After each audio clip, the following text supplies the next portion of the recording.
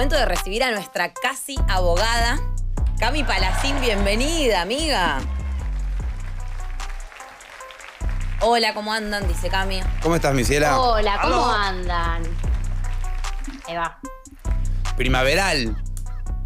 Yo ya está, me puse todo, hay sol, ¿qué? ¿Cuánto hace? 20 y pico de grados. Ya 29 está. máxima para hoy. Mirá, Ya está. mirá la que me máxima. encontrás contando en el anteúltimo día de Generación Perdida, la 29 de temperatura. máxima. La humedad no te la traje, disculpa. No chupa un huevo. Ok, Por suerte, nunca entendí correcto. de qué afecta. ¿Cómo están? Yo estoy medio a modo nostalgia y sé que no está permitido. Había preparado un homenaje con Todo concluye al fin, imágenes muy lindas. Abogados hablando del- Sí, abogado diciendo, yo escuché Generación Perdida y cambié un fallo. Cambió un fallo re grosso. Y nada, es bueno, mañana todo el bien. momento de nostalgia. Mañana se permite Mañana. es Future Nostalgia. por Pero el podés momento. mandar un audio mañana. O un video. Dale, vamos con esa, Me vamos con sirve, esa. Vamos con esa. Me gusta porque igual cuando... me voy a poner nostalgia. Bueno, sí, Dale, sí, dale, un poco. Bueno, cuando le propusimos a Cami que se sume a Generación Perdida para hacer esta columna, hablamos mucho de el por qué ella la haría y en el formato en el que ella la haría, en las condiciones en las que la haría aquí esta columna, ¿no? Y algo que me pareció muy increíble de la respuesta a muchas preguntas que le hice yo a Cami, muchos planteos que le hice, fue que me dijo, yo siento como algo de que a mí me gustaría compartir con los demás, usó la palabra democratizar, que me gustó mucho en su momento y la tomé, el conocimiento que yo tengo con otras personas para permitirle a esas personas tener más herramientas. Como que lo veo como una responsabilidad respecto a la sociedad. Y hoy, Wow, varios años de montón. carrera después, la verdad, años de carrera en los medios, pero también dentro de la Facultad de Derecho, llegamos a la última columna con nuestra casi abogada y te vuelvo a preguntar si seguís sintiendo esa sensación y también un poco si a lo largo de este tiempo cambiaste tu percepción al respecto del derecho o por qué lo estudiaste. Bueno, wow, me siento re rara, como una entrevista, que a quién le importa, pero todo bien. Yo estudié Sos pista Derecho. indomable. Es como que no se sabe por dónde encara. Ahora es No, qué entrevista. sé yo, sí. Creo que un poco, a ver, yo estudié Derecho siempre desde un lugar de... La gente cuando piensa en estudiar abogacía en general, lo piensa desde el lugar de hacer justicia, ¿no? Como, bueno, voy a estudiar Derecho porque quiero hacer justicia, porque ven en el Derecho una posibilidad de transformación, ¿no? Una herramienta de transformación social, es la típica.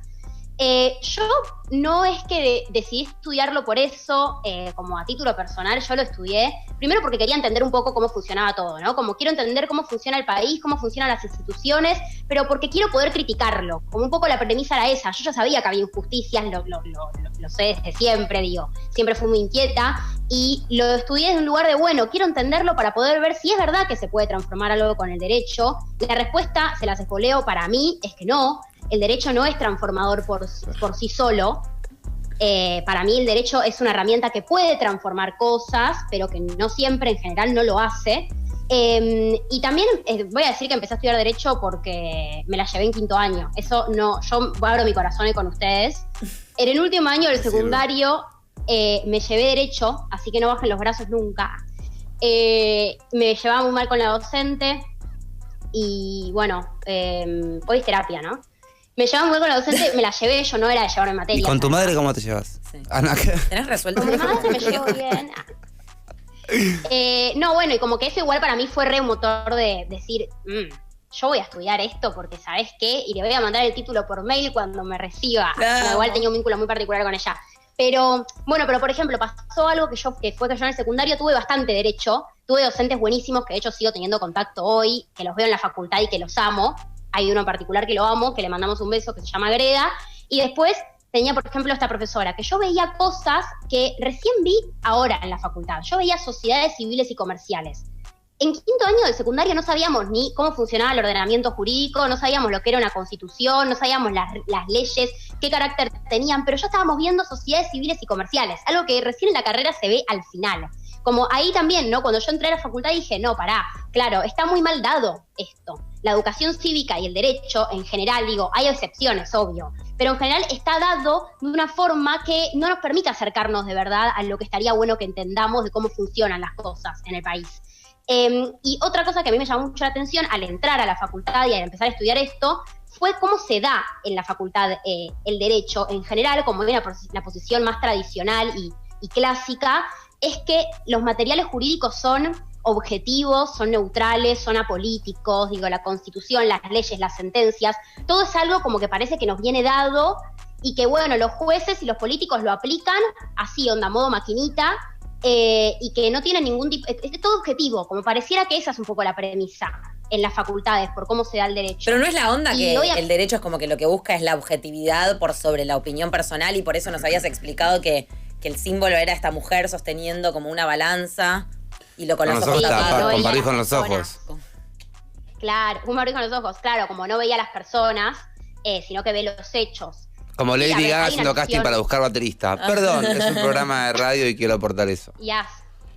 Sí, a ver, yo creo que hay una cuota de imparcialidad que es re importante. Digo, no se puede permitir que, no sé, un juez falle en una causa en la que está su amigo imputado. Eso, desde ya que no es imparcial, y creo que es importante que exista cierta cuestión neutral. De ahí a pensar que las personas que deciden, que son personas, porque hoy en día todo está regido por personas, todavía no hay robots. Por ahora, no existe nada que no sea hecho por seres humanos. Entonces digo, cuando hay un ser humano hay una ideología, yo creo eso por lo menos, y me parece que es bastante iluso pensar que no hay una ideología detrás, y que todo lo que está creado en un contexto determinado, esto lo digo siempre. Entonces es interesante pensar en que esos materiales jurídicos, uno decide cómo interpretarlos, no es que están dados así y lo aplico como una máquina. Hay gente que piensa eso, que piensa que los jueces, que hay jueces mismos que piensan que hacen eso. Que son imparciales. Que bajan la ley y nada más, y no están haciendo nada más que eso. Sí, no están aplicando ninguna ideología ahí. Y para mí eso es medio peligroso, porque terminan pasando cosas como, bueno, no sé, una justicia patriarcal, esto que ahora está tan en boga, que se habla tanto de la justicia patriarcal. La justicia patriarcal es gente que tiene una forma de vivir que es patriarcal, pero porque todos la tenemos, y que eso lo ponemos en práctica a través de cómo interpretamos las leyes. Al mismo tiempo, no es el único vehículo para cambiar. Claro. Digo, siendo paisajista no puedes cambiar después el orden nacional de las personas. No, yo creo que obviamente sería muy hipócrita. Yo me acuerdo que la primera vez, hoy estoy re de contar, no sé, terapia, perdón, pero me acuerdo que la primera materia que cursé en la facultad, las docentes que tenían una visión muy de la teoría crítica, que es esto que estoy diciendo yo, de que no es que el derecho es apolítico y neutral, nos decían, igual sería muy hipócrita, seríamos cínicas, decían, si estuviésemos acá paradas diciéndoles esto y no creyendo que hay posibilidad de transformar algo. Sería muy cínico, yo también pienso lo mismo, sería muy cínica si yo estoy acá y digo, no, bueno, no se puede hacer nada. Y además, ¿con qué tupé? Digo, hay veces que se cambian vidas con fallos y con leyes. No creo que eso no pase. Creo que el quietismo es un lujo que se pueden dar muy pocos. Para ciertas personas hay algunas cosas que les cambian la vida, digo, el derecho a, no sé, bueno, el derecho al aborto podría cambiar vidas, el derecho al divorcio, el derecho al matrimonio igualitario, como se llama, digo, hay un montón de cosas que cambian vidas. Sí, creo que hay que ponerle más foco en cómo se trabaja con el derecho, en cómo se trabaja y en cómo se piensa. Y por eso también me parece interesante la divulgación o estos espacios de poder charlar, porque hay como mucha disociación entre las leyes y entre el ordenamiento jurídico y las personas. Tal cual. Y está dado por un montón de causas, me parece. No solamente porque esté escrito de una forma formal y porque cuando lees una sentencia no entendés nada. Esa es una de las tantas cosas que hay, me parece a mí. Otra de las tantas cosas que hay es que a veces, no sé, ni el propio Estado cumple sus normas. Como hay una gran cantidad de cuestiones que hacen a que sentamos cada vez como algo más ajeno a nosotros, nuestros derechos o las leyes o cómo funciona todo. Por eso creo que está bueno como entenderlo, poder charlarlo, poder ponerlo con palabras simples, porque eso aleja mucho menos, y debatirlo y ver qué pasa, qué queremos cambiar, qué no.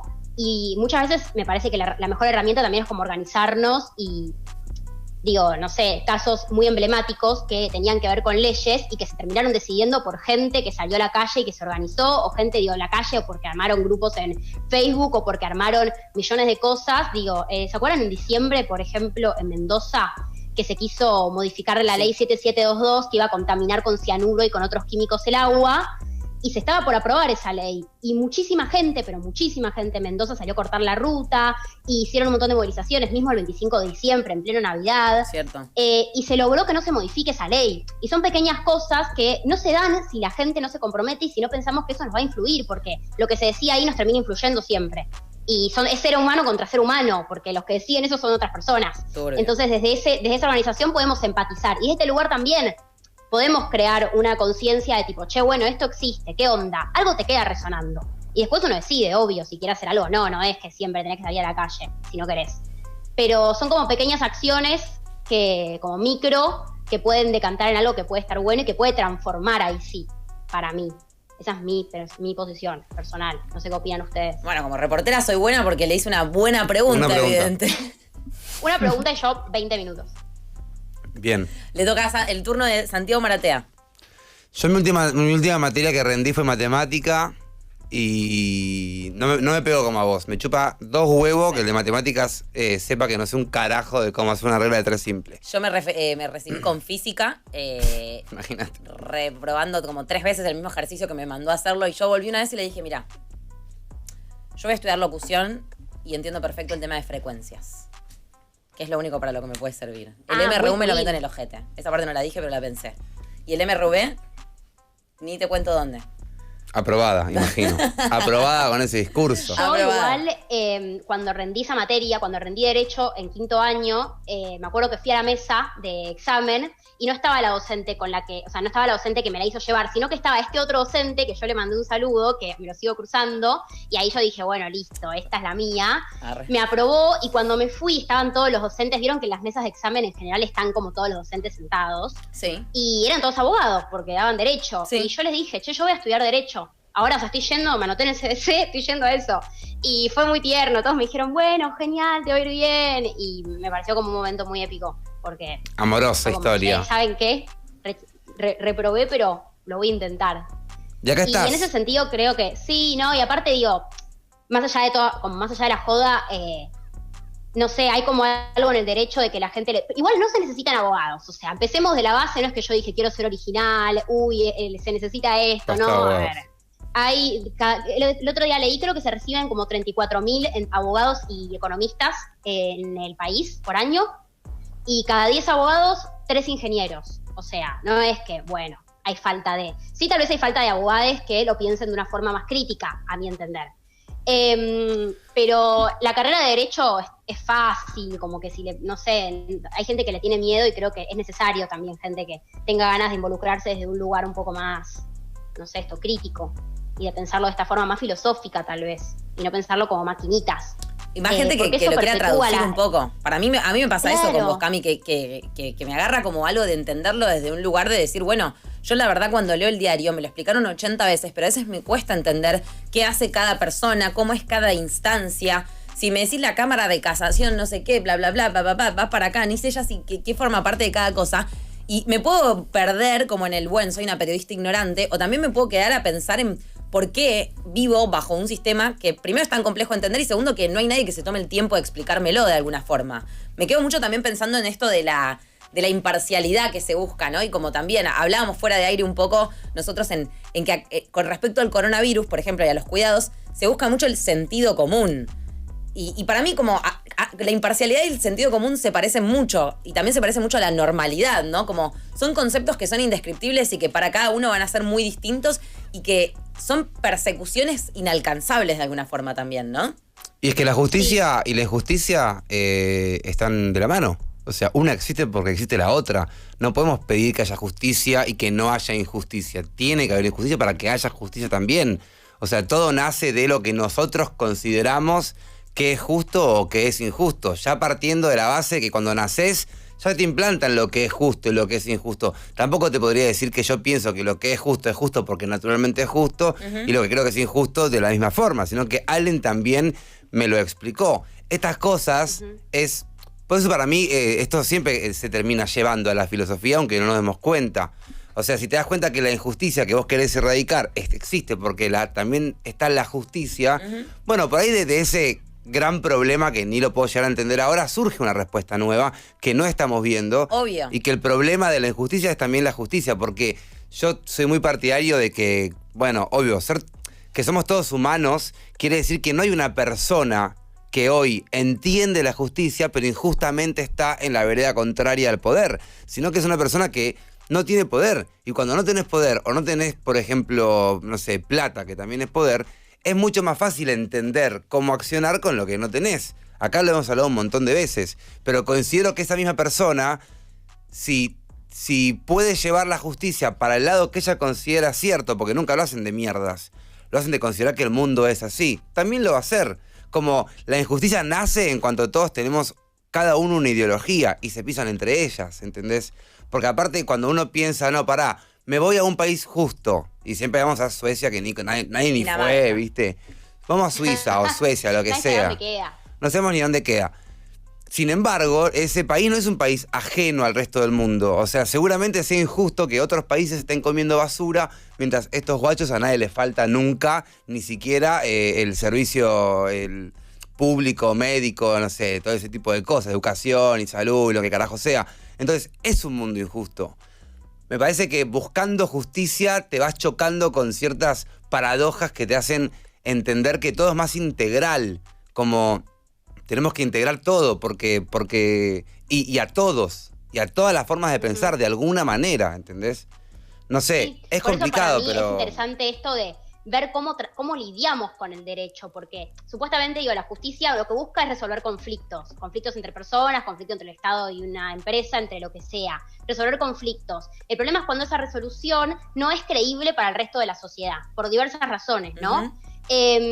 Y me parece que la forma de tal vez modificar esa credibilidad tiene que ver primero con que la justicia misma revise lo que hace y cómo lo hace, pero por eso me parece interesante ver cómo se estudia derecho, o sea, cómo se forman nuevos abogados y cómo se divulga en la sociedad, porque me parece que ahí está un poco la clave de esto, saber que el derecho no es algo ajeno que vino de una estratosfera y lo implantaron acá y la Constitución se creó, y que cuando una sentencia decide algo, cuando un juez decide algo, lo está decidiendo en base a una estrategia de interpretación de esa ley.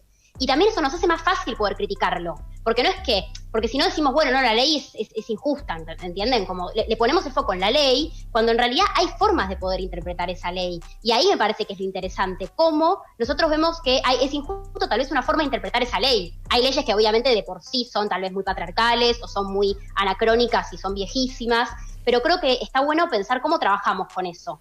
Y en el tema de la divulgación, por ejemplo, hay muchos periodistas judiciales que no son tal vez ni abogados. Yo leo mucho, notas de esto, de no sé, lo que pasó con la reforma judicial, millones de cosas.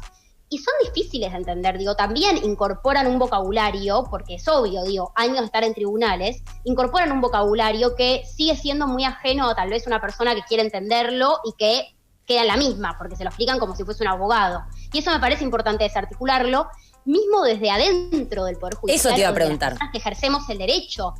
A ver, yo... ¿Entre ustedes está todo bien si vos, te equivocás con una cosa, o decís, le pones otro nombre a algo, le decís papel a un acta? Ponele. Bueno, no, eso es tremendo. Desde este lado, para mí es importante repensar. Hay algo del derecho del Poder Judicial que se le dice justicia, pero que no sé, para mí no, que sería justicia es ridículo, del Poder Judicial, que está muy inmaculado. En el sentido católico y no sé si sabían que en la mayoría de las salas de audiencias de tribunales, por ejemplo, hay cruces, cruces de Cristo, no sé, del catolicismo. Cruces de la catolicismo, claro, como ya de por sí vemos que esto de la imparcialidad, cuando uno entra a una sala y se encuentra con eso, dice, no es tal la imparcialidad, creo.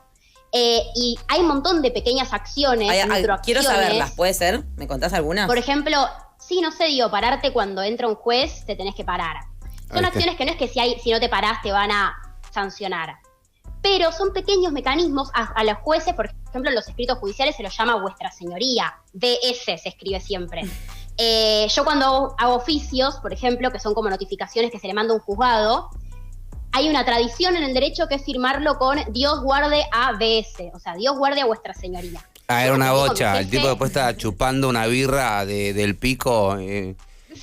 Y lo tienes que tratar como si fuese Game of Thrones, boludo. Claro. Quiero que alguien mande un audio diciendo, soy juez, pero pueden decirme, vuestra señoría, con la voz de Harry Styles. ¿Quién sos? Está bien, entiendo igual. Bueno, es el fly. Pero esas cosas, entienden que como en el derecho no se cuestionan mucho, se terminan replicando. Yo eso me peleé con mi jefe y le dije, mira, yo no quiero poner Dios guarde a vuestra señoría. Yo voy a poner saludos cordiales, no me acuerdo.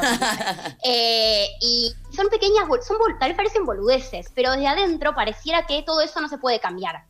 pareciera que, bueno, ya estás ahí y te metes en esa y empezás a jugar en ese juego y te sentís también como hay algo de que se genera un mundillo de, bueno, nosotros entendemos esto y el resto no lo entiende. Y es primero como esta cuestión más subjetiva de es armar como el micromundo de la gente que entiende ese léxico, y también por pensar que eso, que si lo cambias es como, no, bueno, ¿para qué? Al pedo, mejor sigo poniendo Dios guarde vuestra señoría. Hay palabras que no se entienden, no sé, se usa un montón de latín en el derecho, fojas significa hojas, por ejemplo.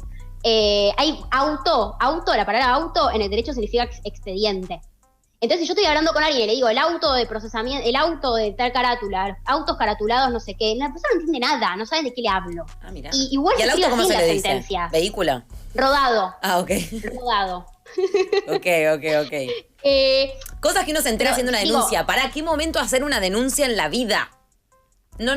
Parece Ni una tira. sitcom. Parece una sitcom. Vos Ni estás tira. mal Ay, porque nunca te pasó. Nunca hice. Bueno, bien No. ahí, tuviste suerte. O sea, yo ir a hacer una denuncia, no. No, en general parece como una situación sitcom total, policías, ¿cómo se llamaba? Brigada Cola, me parece a mí.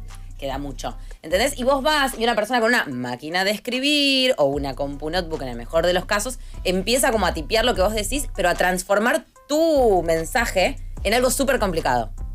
Es increíble. Claro. O sea, Sí, a es transformar eso. la palabra auto en rodado y así en adelante. Y vos en una situación con un policía donde además te pregunta, ¿y el rodado tenía los asientos con qué estampado adentro?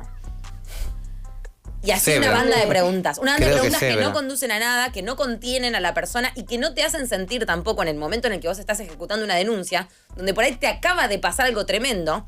Hoy pensaba cuando leía la noticia con la chica asesinada por el femicidio que ocurrió en Córdoba, en un pueblo de Córdoba, una chica militante que fue asesinada en el lapso en el que deja a sus hijos con el padre, se va a caminar y en ese lapso, que son como 40 minutos según lo que se puede conocer, alguien la viola, la agrede y la mata. Y entonces es re loco porque yo leía la nota y en la nota decía, bueno, todavía la investigación no puede comenzar porque todavía no hay indicios, o sea, pistas suficientes o no se hicieron las suficientes investigaciones como para arrancar. Y yo te juro que en mi casa lo que pensaba esta mañana era, pero pará, una piba va caminando por un pueblo de Córdoba, viene alguien, la viola, la mata con un elemento contundente, una piedra que le da en la cabeza y la mata al toque. Y el tipo, ¿qué hace? Se va corriendo, o se sube a un auto, o se sube a una moto, o tiene un helicóptero. No sé, pero hay un lapso en el que esa persona se va de ese lugar y se empieza a alejar de la escena del crimen. Todo ese tiempo que va pasando, no sé, y como que así empiezo a pensar en la justicia, ¿no? Y como en qué loco también lo desprotegide que uno se siente cuando, por ejemplo, escuchás el relato de la mejor amiga de esta chica asesinada, que está desesperada y que dice, ¿por qué miércoles no están buscando ahora a mi amiga? Que la acaban de matar, que la acaban de violar y matar. Bueno, tengo muchas cosas, pero para sintetizar un poco. Primero, el tema de investigación es muy clave y se debate poco y se habla poco. El tema de cómo son las investigaciones, particularmente acá en Argentina, muchas veces son muy malas. Hay muy poca como teoría de cómo se tienen que dar las pruebas, de cómo se tienen que acumular las pruebas. Y también esto, por ejemplo, pasa mucho en nuestro país, digo, no sé, causa AMIA, una causa como, no sé, emblemática, muy famosa.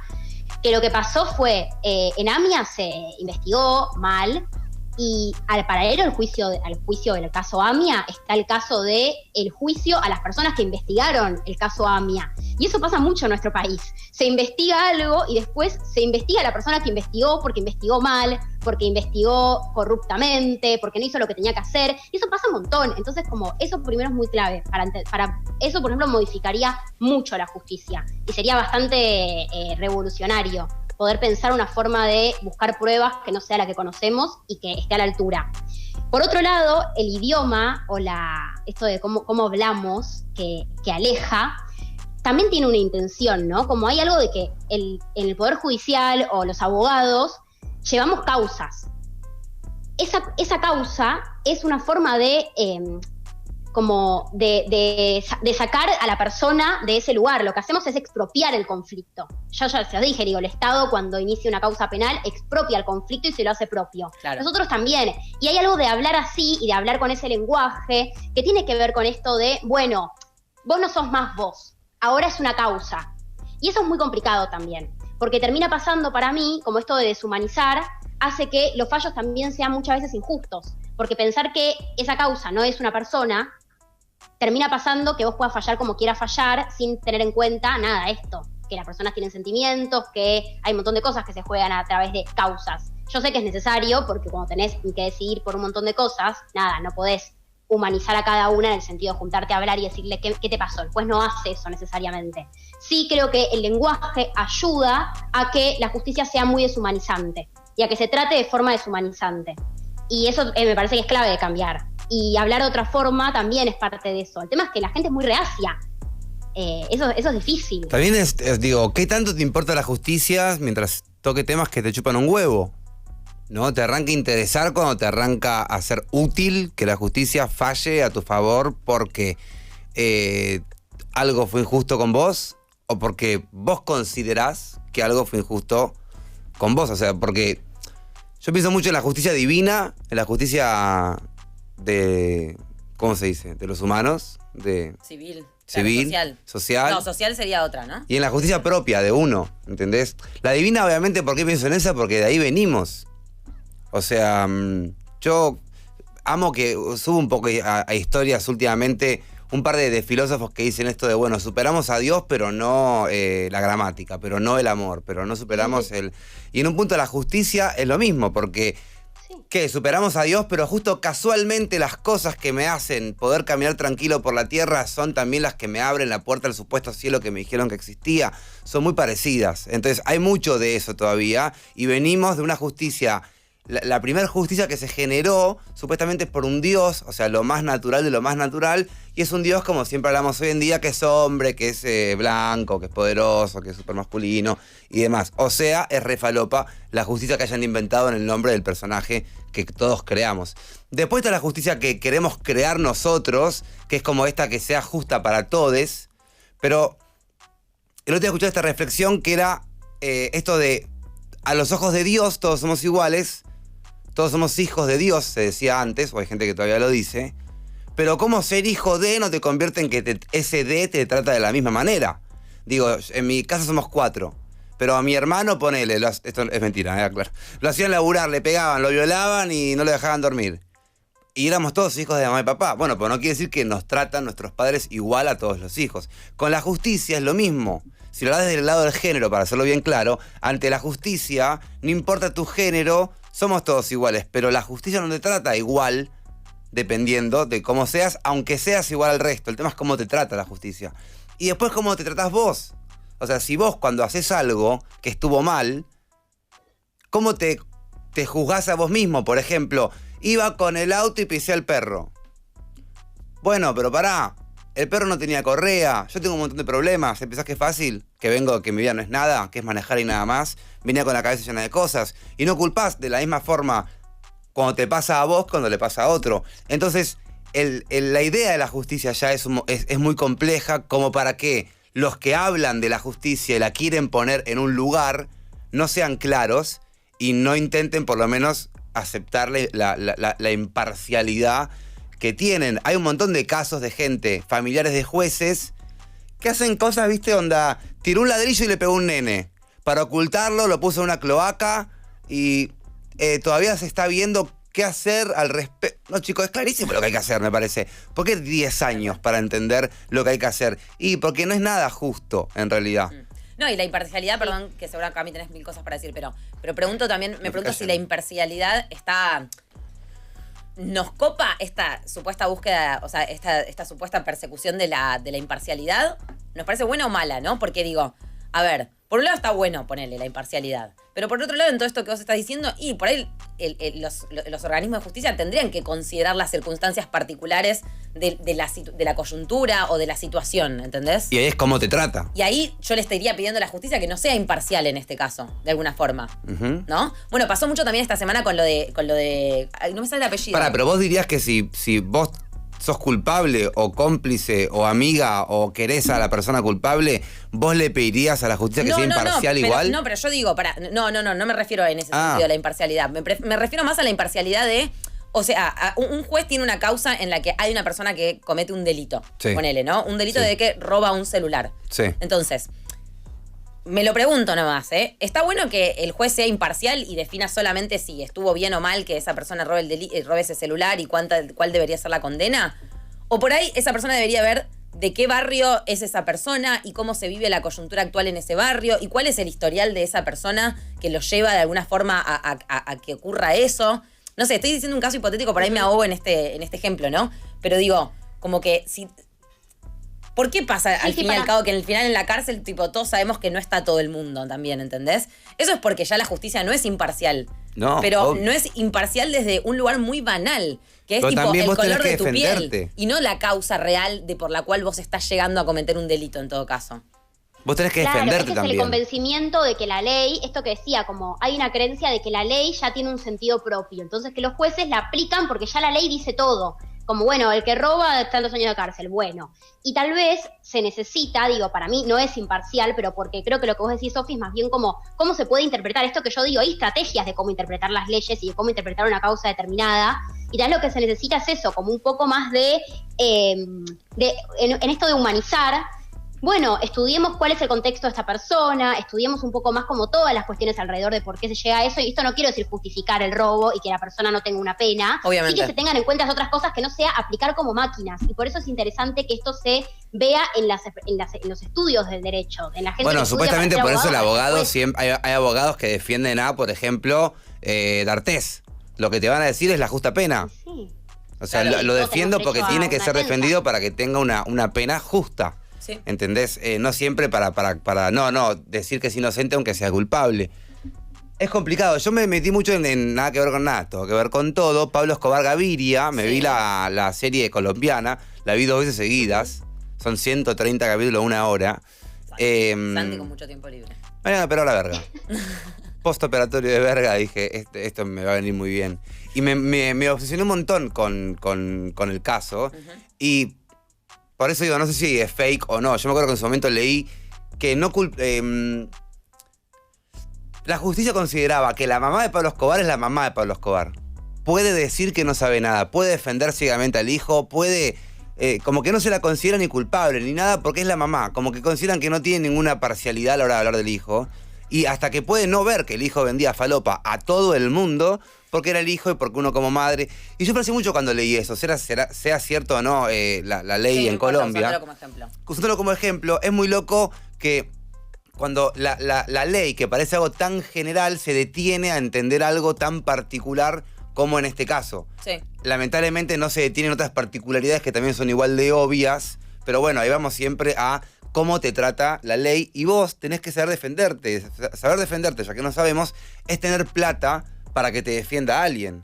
¿Entendés? Pasa mucho cuando burlando se mete en un caso de una persona que no tiene 2 mangos.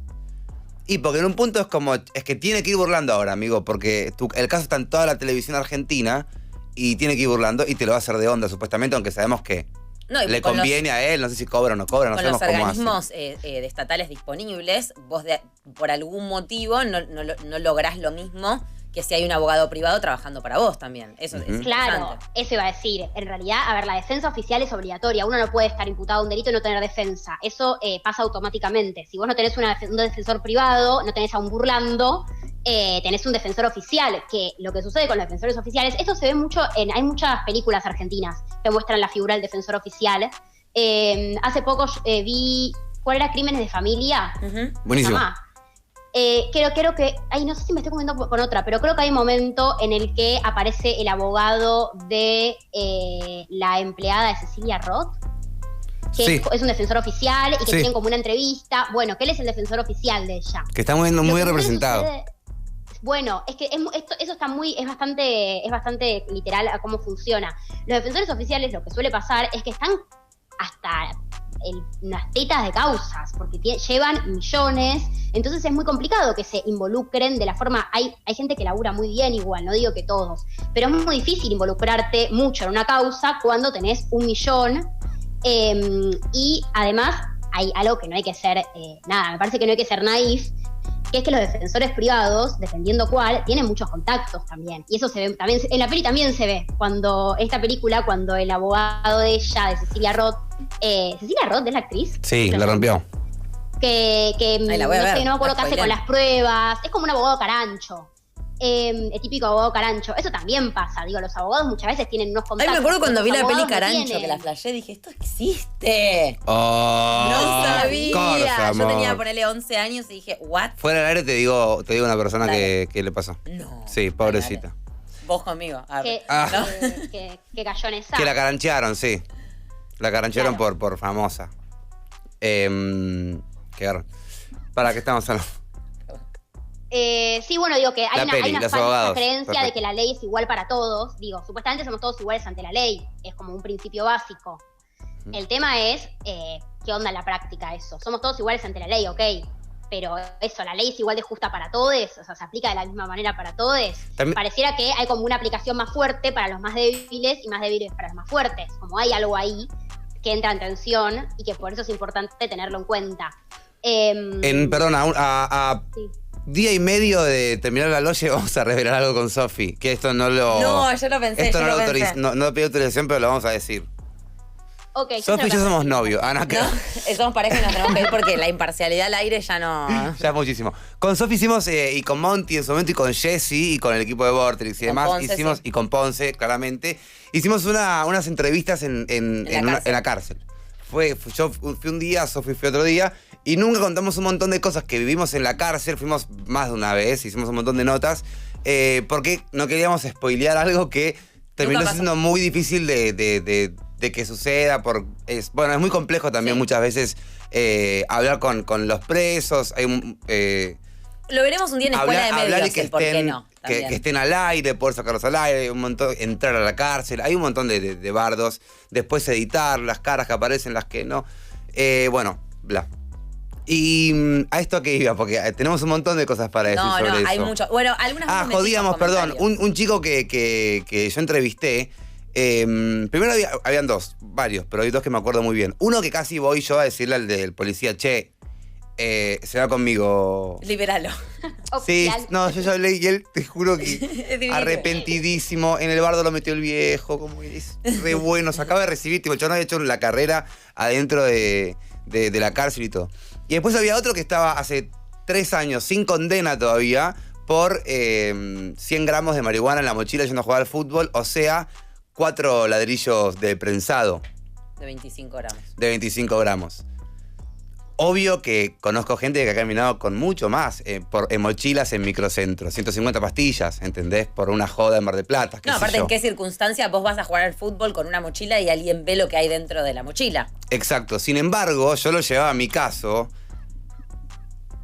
Cara, es imposible, un montón de veces es imposible que a mí me pase eso. Que me puede pasar y que esto quede como archivo y en la cárcel todos me jodan, tipo, Gil. tarado! Flashaste que voy así con cuatro piedras por la calle y no.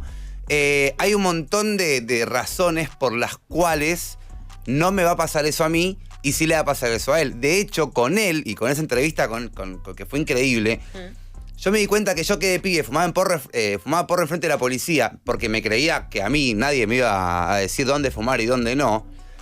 Me creía el más rebelde y era el más protegido de todos. O sea, la policía no me decía nada porque estaba caminando en el barrio donde vivo, que los que vivimos ahí la policía no los jode, iba fumando. Entonces no hay un tema de que realmente sos rebelde contra la policía, por ejemplo, sino que te van a tratar de diferente manera. ¿Por qué? Por cómo te vestís, por cómo es tu cara, por de dónde vivís y muchas cosas más. Hasta por momentos por cómo hablas, por cómo decís vos que te puedes defender Obvio. en cuanto te encaran. Me ha Perdón, pasado cuando ¿cuántas vivía veces antes ahí. ¿Cuánto se habla entre argentines? ¿Cómo es la forma de desenvolverse ante una persona un policía que intenta interceptarte por algún motivo, ¿no? O sea, y salvando todo el discurso que te puede dar la Correpi, me refiero más por ahí a una persona grande instruyéndote en la vida, no sé, tu tío simpático el día que se entera que fumás faso y te dice, no fumes en la calle, pero si alguna vez te pasa, ten en cuenta esto y esto, y todo se mide, y uno siente cuando la policía lo agarra haciendo algo, que todo se mide en esa charla que vas a tener. Sí. Digo, uno siente, y obviamente hablo solamente desde mi lugar, desde la persona que habito y desde el privilegio con el que convivo desde que nací también, ¿no? Obvio. En el que sentís que esa charla puede salvarte, pero en realidad lo que vos no estás entendiendo es que no es esa charla, sino un montón de cosas que vienen antes que para vos fueron inevitables y que por lo mismo que vas a salir ileso de esa situación, hay una persona que no va a poder ni decir ni mu y va a estar mucho más complicado de lo que vos estuviste. Al mismo tiempo, una vez me sacaron el porro al tipo siempre con lo mismo, regede, pero bueno, es mi única ilegalidad, bol. En Bariloche, afuera de un bar, 4 de la mañana, en la nuestra. Sí. Y caen unos policías, a ver qué tienen, me hacen así, me agarran el porro y se lo llevan. Me han robado la marihuana. Claro, como, no, señor, sí. usted me robó la marihuana, o sea, ni siquiera estamos haciendo justicia acá, ¿entendés? ¿Por qué? Porque podés. Entonces, en un punto, la justicia se puede reducir todo a la puerta de Jet, boludo. Donde hay unos que creen que no pasa nada, hay unos que creen que pasan todos libres, pero bueno, porque a vos nunca te frenan porque estás vestido o vestido de una manera. Y como nunca te frenan, ya de entrada no estás más de 10 minutos en la puerta, o sea que no ves todo lo que pasa en esa puerta y todas las personas que no entran, y tampoco ves cómo vos no entrarías si cambiaras conductas que te hacen pertenecer a ese lugar. Ya está, sí, no. Y ¿sabes qué? No vengo mañana. O sea, el Cierro con esto. Me encantó lo que se generó. Fue espectacular, Fue espectacular. Este cierre tuvo de lujo. Cierren ya Jet está. para empezar, Al pedo. boludo.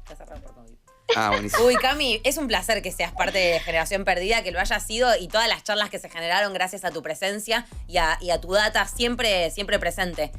@Cami Palacín, se los dije más de una vez, pero así la pueden encontrar en redes sociales. Sí, gracias a ustedes. Para mí como que este momento me parece, no sé, lo más cercano a lo mejor que me pasó. Me parece hermoso que se hable de esto en un medio, me parece divino. Voy a seguir haciendo cosas igual del estilo de comunicación, en ese sentido síganme.